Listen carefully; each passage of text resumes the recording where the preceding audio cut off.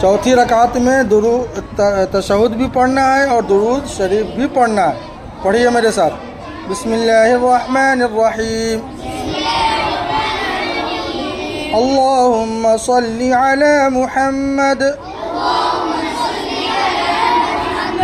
व अला आलि मुहम्मद कमा सल्लैत अला इब्राहीम وعلى آل إبراهيم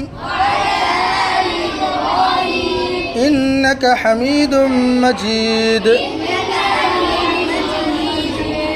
اللهم بارك على محمد وعلى آل محمد كما باركت على إبراهيم وعلى آل إبراهيم إنك حميد مجيد।